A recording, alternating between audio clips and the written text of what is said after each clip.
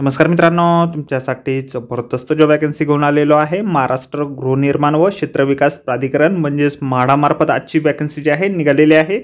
पगार तुम्हाला या ठिकाणी 50,000 रुपये ते 75,000 रुपयाच्या दरम्यान पोस्ट वाईज दिला जाणार आहे। तुम्ही महिला असाल पुरुष असाल दोघं या ठिकाणी अर्ज करू शकता।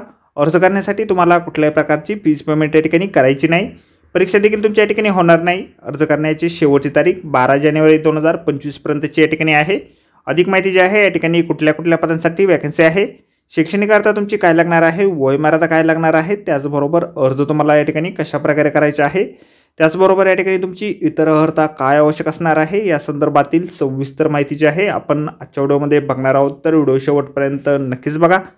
त्याचबरोबर मित्रांनो, आपण जर आपल्या रॉयल कॉर्नर यूट्यूब चॅनलवरती जर नवीन असाल तर यूट्यूब चॅनलला सबस्क्राईब करावं, बेल आयकॉन दाबायला विसरू नका। असेच नोकरी संदर्भातील नवीन अपडेट्स आपल्याला मिळत राहण्यासाठी।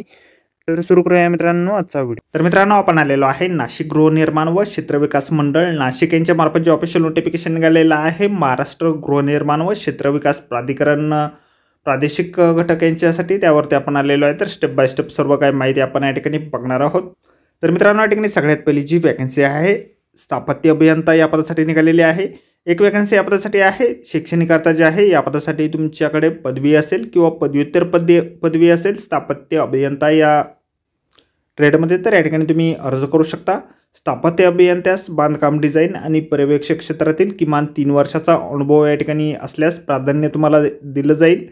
त्याचबरोबर या ठिकाणी तुम्ही नगरपालिका किंवा या ठिकाणी महानगरपालिकेमध्ये बांधकाम अभियंता म्हणून काम केलेले असल्यास प्राधान्य तुम्हाला या ठिकाणी दिलं जाईल। नागरी स्थानिक स्वराज्य संस्थेत 3 वर्ष प्रधानमंत्री आवास योजनेचे काम केलेले असल्यास तरी देखील तुम्हाला प्राधान्य या ठिकाणी दिलं जाईल। कुठल्याही शासकीय आवास योजनेत 3 वर्ष काम केलेले असल्यास प्राधान्य तुम्हाला या ठिकाणी दिलं जाईल।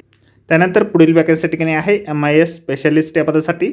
संगणक क्षेत्रातील पदवी तुमच्याकडे असणं आवश्यक आहे। ग्रॅज्युएशन झालेलं असेल किंवा पोस्ट ग्रॅज्युएशन डिग्री असेल कॉम्प्युटर सायन्समध्ये किंवा या ठिकाणी इलेक्ट्रॉनिक्समध्ये किंवा MCA तुमचं झालेलं असेल किंवा PGDCA झालेलं असेल तर या ठिकाणी तुम्ही अर्ज करू शकता।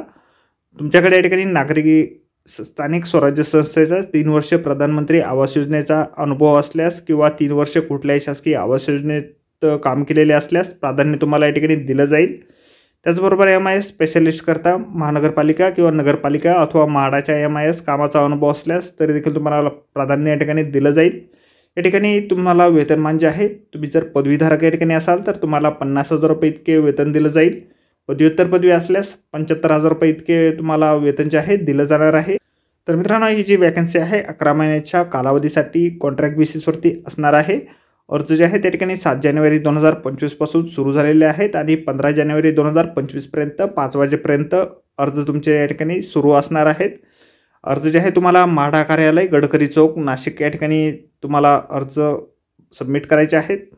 अर्ज केल्यानंतर अर्जाची छाननी या ठिकाणी केली जाणार आहे। त्यानंतर तुम्हाला ईमेलद्वारे प्रत्यक्ष मुलाखतीसाठी बोलावण्यात येणार आहे।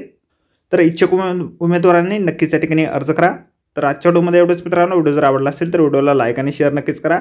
आपल्या चॅनलला जर अद्याप आपण सबस्क्राईब केले नसेल तर आपल्या रॉयल कॉर्नर यूट्यूब चॅनलला सबस्क्राईब करा। असेच नोकरी संदर्भातील नवनवीन अपडेट आपल्याला मिळत राहण्यासाठी। तर भेटूया मित्रांनो नोकरी संदर्भातील अशाच पुढच्या व्हिडिओमध्ये। धन्यवाद मित्रांनो।